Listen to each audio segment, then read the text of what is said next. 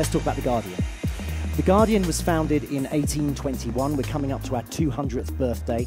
And it was founded in the wake of a seismic political event in Britain called the Peterloo Massacre, when 80,000 people gathered together in a field just outside Manchester to peacefully protest for democratic reform.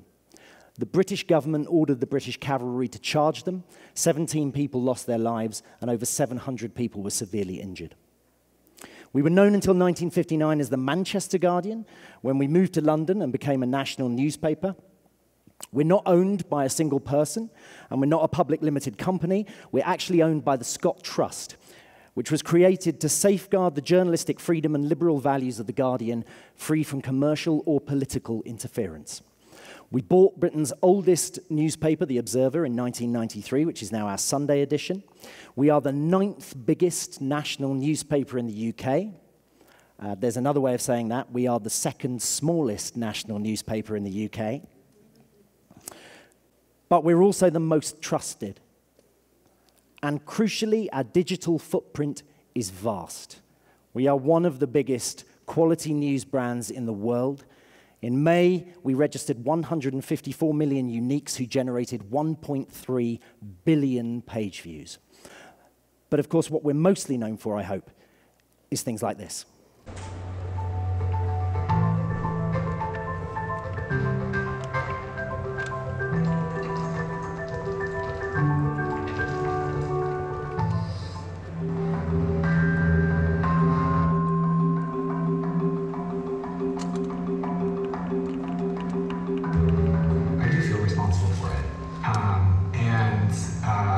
It's something that I regret.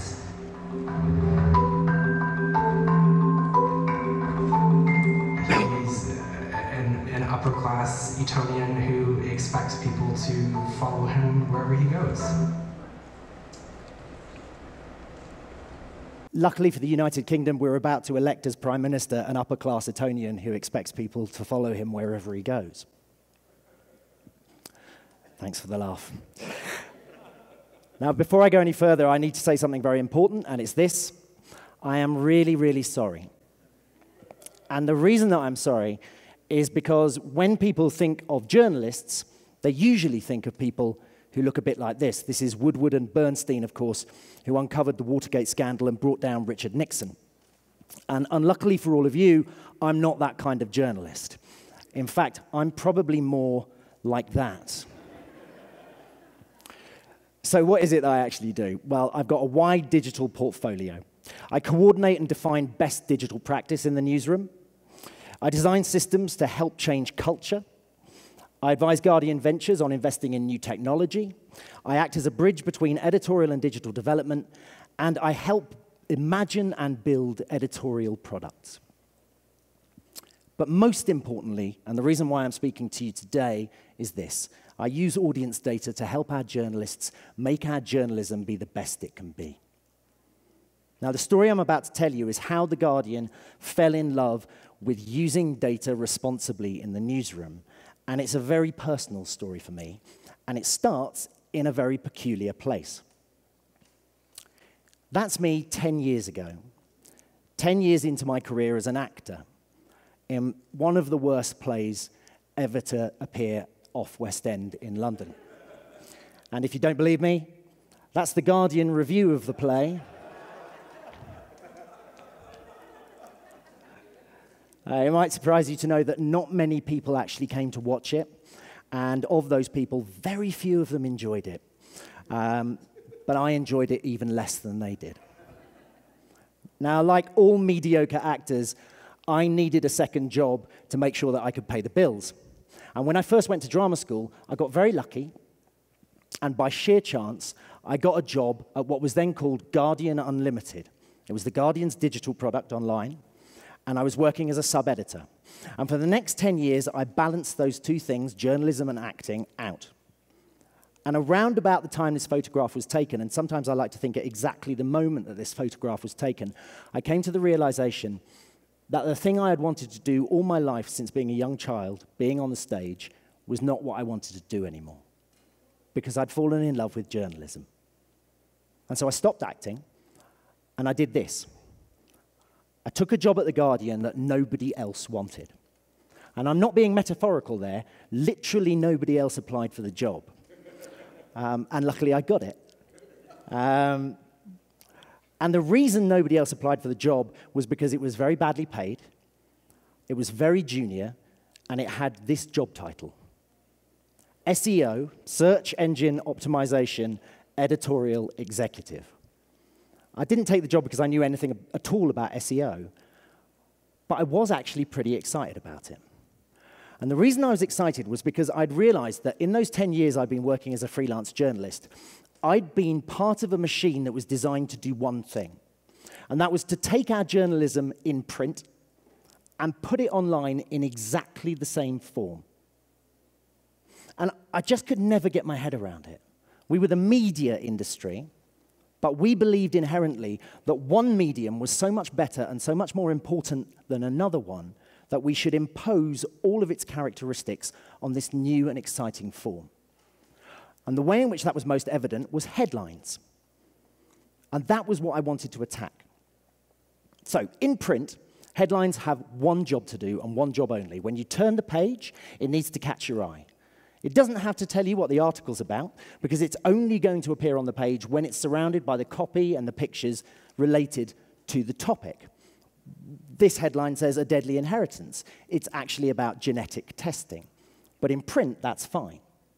But when you move that online, that headline doesn't only have to sit on the page, it also has to be discoverable for people who don't necessarily visit your site in Google. And, of course, it will have to appear in places where context is entirely ripped away from it, like social media. If you're still doubting whether this is true, here's a really brilliant example of an article that was published just before I joined The Guardian. This is a fantastic piece of journalism with the world's worst headline. What happened next? It tells you nothing about the piece. And actually, this is a fascinating piece where we found and spoke to one of the key protesters at Tiananmen Square, who had managed to initially escape, but was then incarcerated, and she managed to survive that, and she told the story of how all of that had happened. Now, when it gets really bad is when you scroll to the bottom of the article and you look at the related links to other articles. And what you can see up there are 8 beautiful little boxes with headlines which are specifically designed, apparently, to bury great journalism underneath them. So, I thought that with common sense articles like, arguments like that, and with massive reserves of personal charisma, that I could probably convince people to do what I wanted them to do. And this is how I totally failed. I knew that I had to change our culture and production process to make sure we were optimizing our journalism for the internet. And to do that, I was going to have to persuade people to do twice as much work, and I was going to have to make them think really carefully about this new way of writing headlines. And what happened was, nobody wanted to do it. In fact, they seemed really, really angry, and they seemed particularly angry with me. So in those circumstances, I did what any mature professional would do. I had a little cry. I wish I was joking. But about 3 months into the job, I genuinely thought I'm going to have to resign. But the more I thought about it, the more I realized something. And I realized that these people were not doing what I was asking them to do because they were stupid or unpleasant or because they hated me, although they really did seem to hate me. It was because I was competing with 200 years of habit. And I hadn't given them any real reason to change those habits. And so what I realized was that if I was going to prove that I was right, I needed something that I'd never looked at before. And that thing was data. Now, there was another obstacle here. And that was, at that time, The Guardian's attitude towards using data near journalism could be summed up pretty much like this. Don't bring that stuff in here. It's dangerous, and experts should be using it. Now, to be fair, there's a really good reason for people believing that, right? And that reason looks something like this. People in the newsroom thought that if we looked at the data around our journalism, all it would tell us was that people were reading things that were popular. And the only thing that we could do in response to that information was to only write about things that were popular, meaning that eventually our editorial output would look like this. But I thought something really different. I was really convinced that actually, if we looked at the data, it was going to tell us many more interesting stories than just what was at the top of the pile. I kept thinking about the kind of article that we really loved, but maybe people weren't reading as much. And I was convinced that if we looked at the data, maybe it could tell us how we could change that. And the other thing I thought was, if we did bring data into the newsroom, and in looking at it, we gave up all of our editorial convictions, we wouldn't have a data problem, we'd have an editorial problem. So, I did 5 things. First of all, I taught myself how to use analytics software. And this wasn't easy because I'm a mathematical ignoramus, but also because those programs were not designed for journalism, but for e-commerce sites. And the crucial problem as well was people distrusted data so much that nobody was actually allowed to have access to these programs. I had to argue very strongly that I should be allowed to see them. Finally, this thing also had an 8-hour delay. And if you can only find out what happened the following day, when you're working in a 24-hour news organization, that's really not much use at all. Still, I persevered. And what I did was I started coming in the morning at 6 o'clock, and I started going through that data to find interesting stories. And then what I did was I sent an email. But it wasn't just a series of numbers, it was a narrative. And I was trying to tell interesting stories about the things that had happened the day before. To start off with, I was only allowed to send it to 5 people, including the editor-in-chief. But what I started doing was I started putting jokes in it. And I did that for 2 reasons. First of all, I wanted it to start getting a name for itself, and I wanted people to start saying, can you send me that email as well? And the other reason I put jokes in it is because if I put a joke at the very bottom of the article and somebody emailed me and said, that was a terrible joke, it was my form of tracking, and I knew that they'd read right to the bottom of the article. I also talked to anyone I could about the interesting things I saw in the data. The next one is the most important in some ways. I said thank you whenever anybody did anything that I asked them to, and I showed them the difference that they had made. If you're trying to persuade people to do something, never underestimate the importance of just saying thanks. And finally, I did the scariest thing that I could. I was still struggling with the software, and I needed to see what was happening right now, not 8 hours previously. And so I decided I was going to talk to a group of people who for 10 years had worked 1 floor above me and who I'd never spoken to. And they were absolutely terrifying, and they were called developers. And what I did was I stood up in front of them in a room, about 40 of them, and I told them the story that I've just told you. And I said, I can't do my job, and I need your help. And one guy right at the back put his hand up. And he said, if you can't do your job, why do you still have your job? Now, luckily, he actually turned out to be quite nice. And he came up at the end of the talk, and he introduced himself, and his name was Graham Tackley, and he was our head of architecture. And he had come to The Guardian not because we paid good money, because he could have earned a lot more at a bank, but because he believed in our journalism. But what we editors did at that time was we kept those developers as far away from editorial as we possibly could. So it was a perfect match. He wanted to do something around editorial, and I needed his skills to change the way people were behaving. Now, lots of people talk about data as being a solution to a problem or a map that tells you what you should do.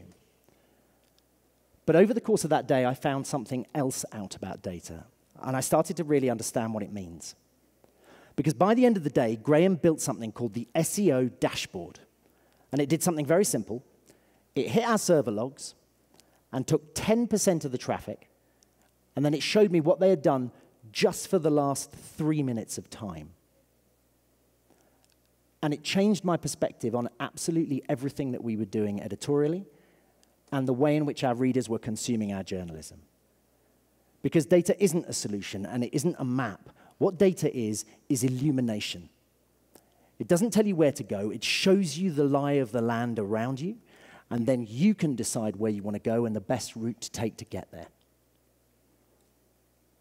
Now, from that point, Graham and I, with no senior management buy-in, began an insurgency. We started to develop this tool, which we then called Ophan, over the next 2 years in our own time. And we did a huge number of things to it. But the single most important thing we did was to make sure that nobody outside of the organization could access the Guardian's data. We made people sign in with their Gmail, their Guardian Gmail. And that did two things. It solved the problem of stopping people from outside the organization seeing it, but also overnight, the Guardian went from having 5 people who could see the data to everybody. Literally everybody. We did it without asking, and about 2 weeks later, the editor-in-chief found out and told us off. But by that point, it was too late. Because along with the changes that we were making, the editors themselves were starting to notice things, and they were starting to ask us whether it could do other things as well. And so now, 7 years later, we continue to work in the same way, and Ophan develops in exciting and interesting ways. It is the best data tool in any newsroom in the world, but it's only ever been developed at maximum by 4 developers and me. It's used by over 1,000 people every month at The Guardian. There is no other newsroom in the world with that kind of penetration. And now it doesn't only show me 3 minutes, it shows 15 days of data, over which time it processes more than 2 billion pieces of data. So I'm going to show you it. Now, this is obviously a live demo, so I'm at the mercy of Wi-Fi. But this is the way that people use it at The Guardian. They go to an article they're interested in or they've been involved in. This is a nice one about record-breaking temperatures in France. It's got a few illustrations. It's got a nice little explainer that you can click on and expand to find out more. Pretty run-of-the-mill. And all they have to do, wherever they are in the world, whether they're on mobile or desktop, is press one button, and if the Wi-Fi is working, thank you, you can find out everything you need to know about that article. And what you can see here are the 2 metrics that we always consider in step with each other. We look at page views, and this has got 627,000 over the course of today. And we look at page views because we want our journalism to be read by the widest audience possible, because we are not writing it for ourselves. We are writing it to do something to people. But we don't only want scale. And so we also show median attention time. This has a median attention time of 37 seconds, but this is active attention time. So when somebody opens the article, it starts counting. When they open another article over the top, it stops counting. When they go back, it starts counting again. When they don't move the mouse because they're having a coffee or they've died, it stops counting again, and so on and so forth. And those 2 things together ensure that we try and find the widest audience for our journalism, but not at the expense of quality. What you can see here as well, this graph is showing where the traffic's come from across the course of the day, minute by minute. And that huge spike that you can see of red in the middle is the moment when the record was broken. We changed the headline from "France is set to break this record" to "France breaks the record," and then we alerted through our app. So that massive red spike is purely people within the app clicking on it and reading it there. But you can also do lots of other things. So if you only want to see the Guardian traffic, I can click there, and it just shows you that. And you can see at exactly the same point that we alerted on the app. We also moved this story up the homepage, and as a result, there's a significant spike from the Guardian audience as well. Now, some of these numbers are pretty complicated. But Ophan is designed to give you as much as you want or as little as you want. Attention time is a really, really difficult one, and one of the most recent things that we've introduced is sitting just underneath it. What it says is this got 37 seconds median attention time. It's 812 words long, and then this is showing that for that length, this didn't do that well compared to other things of a similar length. Because 37-second median attention time is interesting, but it's almost impossible for anybody, even if you're really experienced with Ophan, to know what it's talking about. We also show how well the story's been promoted and exactly on the graph when. And then below, there's a huge range of other information. And it works for an idiot like me rather than a trained analyst. So this is where it's being read in the world. It says here the EU is about 24%, and if I click on that, it then tells me where in the EU. And unsurprisingly, France is top of that list. It also shows which devices it's being consumed on. It shows the referral in blocks, so you can really easily understand whether or not you're making it in Google or wherever else.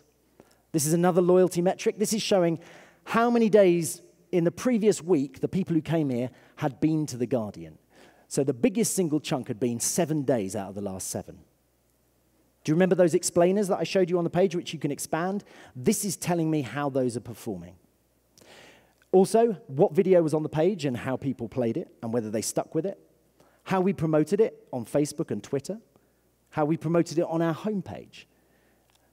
Whether people went somewhere next, which is crucial, and it's really actionable. Everything in Ophan is designed to either be so interesting it draws people back again, or there is a really positive reaction to the data. And here, the main thing to do is put a link in it to your own journalism. And then we show a bit more detail about the attention time of the article, how many people left in 10-second chunks. This explains how the reading time score is generated. And finally, what we've got is every single tweet from anybody else that generated any referral at all back to The Guardian. And we think about this kind of thing really carefully. The tweets are not at the bottom of the page just because there are so many of them. It's actually there because the journalists really like it. The journalists like to know what people are saying about their journalism, and they like to understand where they are in the public debate. So, if you know that they really like something, and you're trying to show them data, you don't put it at the top. You put it at the bottom, right? Now, when it really starts to make sense, because in some ways this is all pretty run-of-the-mill, is when you look at another article that's behaving rather differently. So this is one of my favorites from yesterday. The Dalai Lama has come to the shocking conclusion that Donald Trump has a lack of moral principle. I'm glad he thought about it for so long. Now, this piece is really interesting, and it looks very, very different. Oh, no, it doesn't, because I haven't got the right link.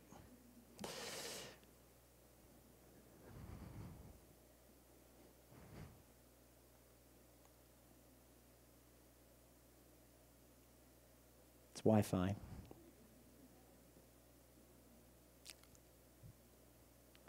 Keep your fingers crossed, everybody. Is anybody watching a film out in the audience? No? Yes.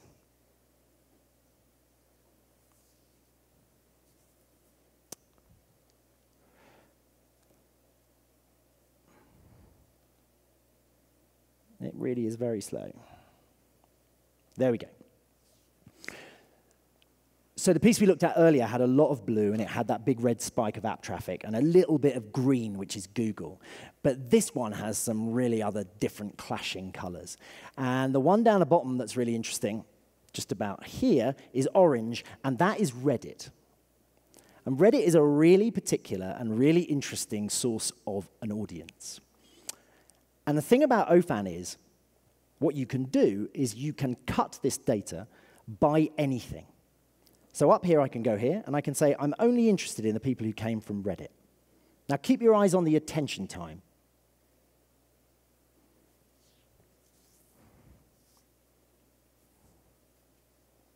The gremlins are still playing me up, I'm afraid.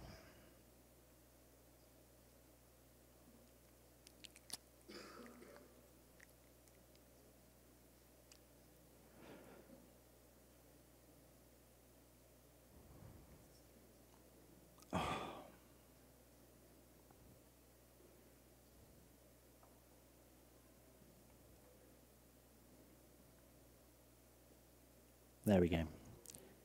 Come on.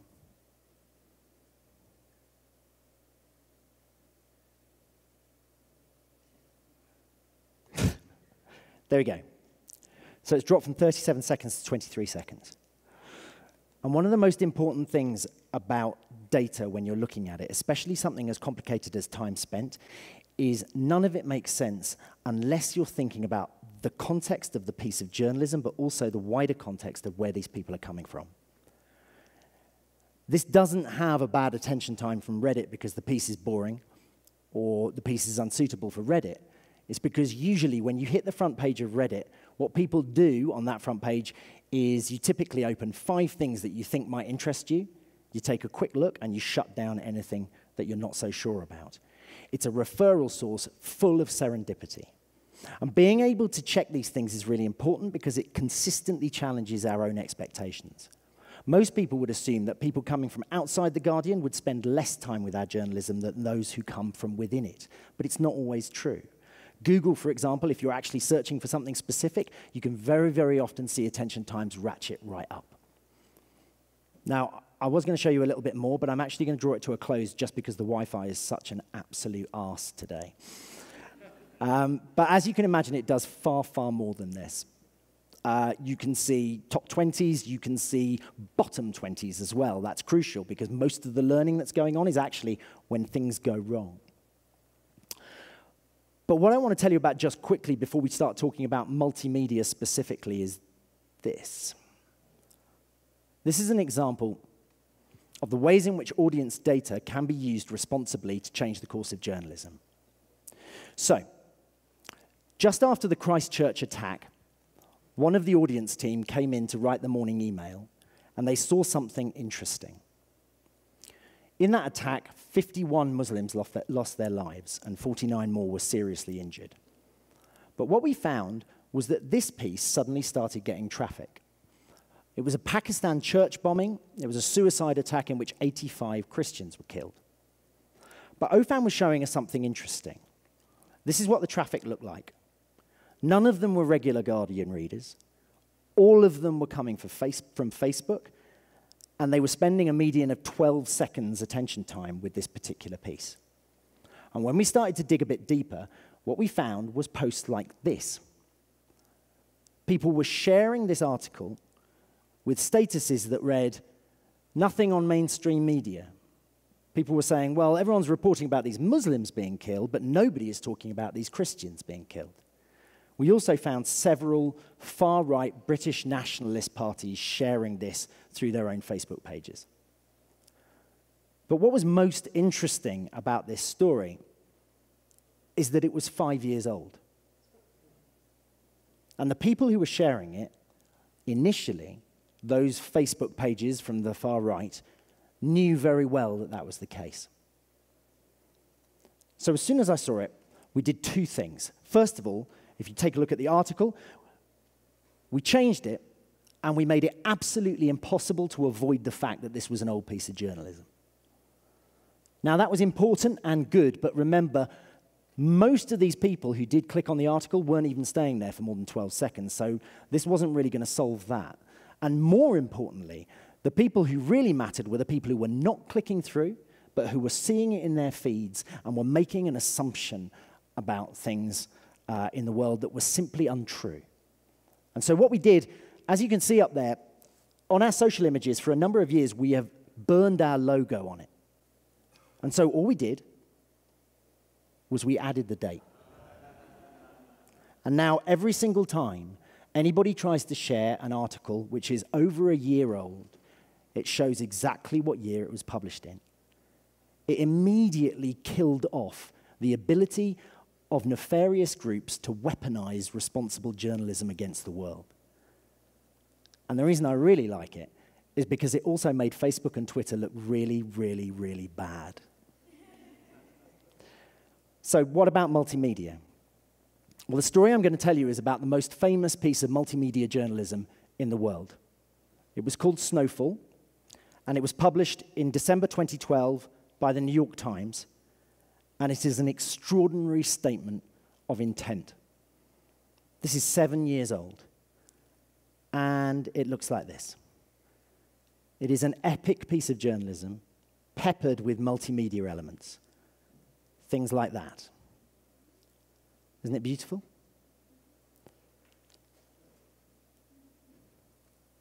What's not to love? Well, I'm afraid, oh, thanks for the little R's, that was nice. This is a recent report that was written about snowfall. It attracted much attention. It's become one of the classic examples of multimedia stories in journalism. It received much critical acclaim. The stories have even been argued to have reinvented the template for digital long-form articles. Its success is furthermore reflected in the coinage of the verb to snowfall, referring to the adoption of the style and techniques of snowfall to cover news stories. It won a Peabody Award and, quite rightly, the Pulitzer Prize in feature writing. Now, what's fascinating about this is 3 months later, Adweek was able to write an article naming 10 other snowfall-like features written by different organizations. And over the next 7 years, that only accelerated. This has become the defining multimedia journalism format. Every single person is doing it, including us. And the critical thing that you need to know about it is that it doesn't work.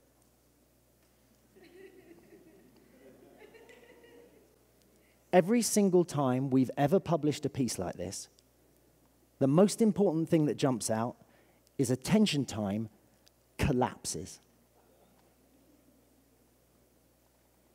From that same report, a remaining question is to what extent the identified narrative techniques do indeed enhance the audience's immersion into the story. A previous study showed no differences in immersion between a text-only journalistic story and 2 different types of multimedia journalistic stories. So yeah, but they look beautiful, right? And that's really probably the biggest problem. But one of the things that really interests me about this is it's an extraordinary case of journalists not thinking about their audience. Even if you just think about it technically, any piece of journalism that has that much multimedia embedded within it is immediately incredibly hard for many people to load. I mean, frankly, I'm amazed that I managed to load up here. And while speed is an issue, if you're in an area of the world where internet access is particularly poor, it may stop you entirely from seeing it. I think the other thing that's most important to mention is all of these pieces, these news organizations would consider their most important journalism. So how does it happen? Well, mistakes are hard to face up to, right? Especially expensive ones, and all of those pieces are very, very expensive. Beauty is always easier to appreciate and spot than usability. Innovation too often means, can you please copy that shiny thing that bunch of people over there just did? It's always too easy to think that quantity is the same thing as quality. Frankly, it's always harder to write a good short news story than a good long one. And most importantly, audience data is too often an afterthought and too often ignored. What you're seeing there is the definition of journalistic madness. We're doing something again and again and again, even though we have all the tools at our disposal to know that it's not the right way of doing it. So what does good look like? Just so you know, that's my daughter coming first in a race in which she was the only participant. Well, I'm going to show you 3 quick pieces. This is a thing of beauty. This is trying to illustrate the fact that the internet looks really different around the world. So, in India, it's WhatsApp, right? It's driving huge amounts of traffic there. And crucially, it's also driving huge amounts of disinformation through a mechanism that's extremely opaque. China, it's all about censorship. In fact, The Guardian's just been blocked there. It's a matter of pride for us. Cuba looks a bit like that. And Russia is there. That piece had to exist in that format. It's not just a case of somebody writing 6,000 words and then dropping a load of videos in it. This one is more boring, but it's close to my heart. This is our football transfer window interactive, which we do every single year and which generates millions and millions of page views. And what we've done is we've put buttons in so that people can make sure they're looking at the right league. And you can also click through to look at the particular transfer business that's been carried out by your club. And what we did here is something that almost everybody forgets. we put tracking on the buttons. Because one of the things that I see again and again and again in multimedia journalism is people make it interactive because they think it should be interactive. Putting a button on something isn't meaningful. If you're going to have interaction, it needs to mean something, and you need to track it to make sure you know that it's working. What we found out from this, it was particularly spectacular. We found out that there was one person, I'm assuming it was a man, who in one day clicked 315 times to find out whether Manchester United had carried out a transfer. But the one that I love the most is this. And it tells a very particular story. I would reload it, but I'm nervous about it not reloading, frankly.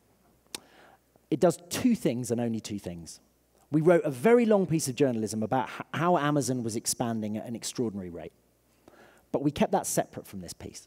The first thing it does is it shows you how many parcels that Amazon have shipped since you opened the page, which is an immediately arresting thing, and it's just really cool, and you just kind of stare at it and go, oh my God. And the other thing it does is it shows you that if Amazon was this size in 1996, it started getting bigger and bigger and bigger and bigger. It's really simple.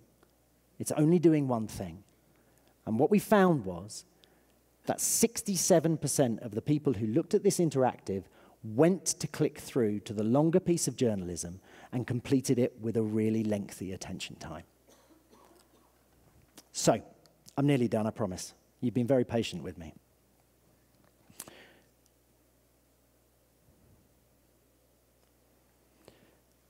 What can we take away? Here are 6 simple rules. Multimedia is not a paint job. And what I mean by that is it's fine to build a car and then spray it red, but you can't do the same to a piece of journalism. And too often, the way that we start these pieces is somebody goes off, writes 6,000 words, brings it back in, says, this is very important, now please add these things to it. What we need is genuine collaboration between designers, digital technicians, and journalists right from the beginning of these pieces of journalism. Break conventions, question habits. Don't just do the thing the New York Times did because you assume they're looking at how it performed. They might not be. And it might not be right for you, even if it works for the New York Times. Solve one problem. Tell one story. Edit. Too often we make an assumption that what our readers want is everything that we want to put in a story. And it's very rarely the case. Use discipline. Understand what you're trying to do, and then do your very best to measure it. Embrace failure. Learning is good, particularly in this area where nobody really knows what they're doing. If you fail, it's not bad. What you've probably managed to do, as long as you're looking at the data, is you've managed to map out a little corner of this particular art form. Most importantly, build formats for the readers, not for you. That's something that which we all struggle with, and it takes a lot of discipline and a lot of responsibility. If all of this sounds academic, or only about the numbers, it's really not. I know, it's a cracker, isn't it? I look around the world right now, and all I see in every country in the world is polarization.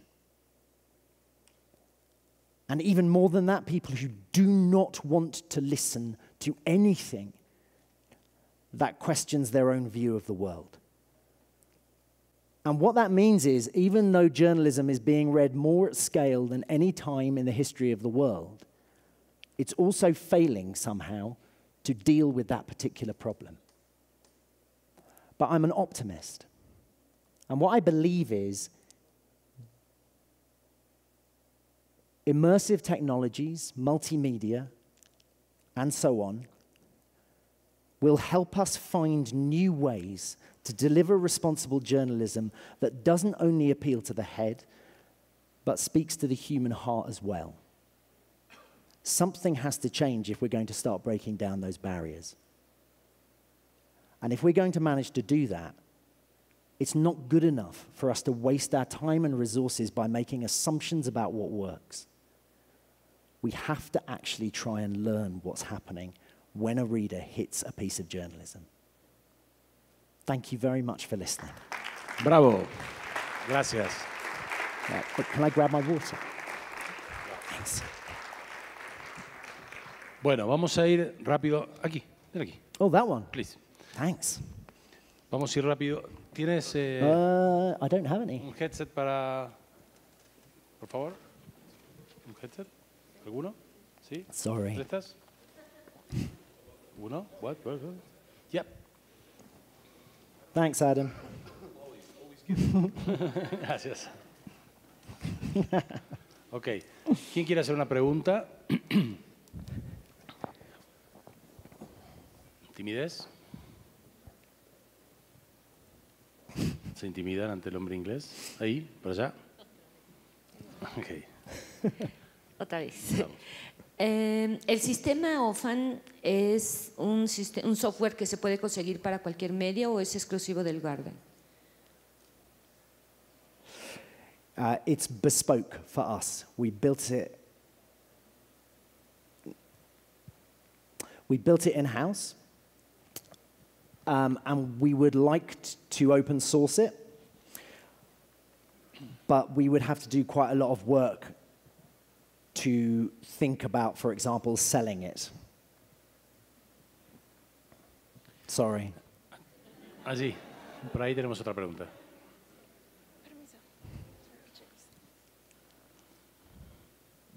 El gran problema de los medios, de los periódicos, particularmente en México, es que no han logrado la monetización. ¿Cómo es que lo ha hecho The Guardian y cuál es el esquema? Yeah, it's a great question. So we haven't solved it. Nobody has, even the New York Times, although they're doing pretty well. But the single biggest change over the last 2 or 3 years is reader revenue. And at The Guardian, the way we do that is we simply ask people to donate money to us. And we ask them a lot. And what we found is that that is a whole new source of revenue for us. It's not the answer.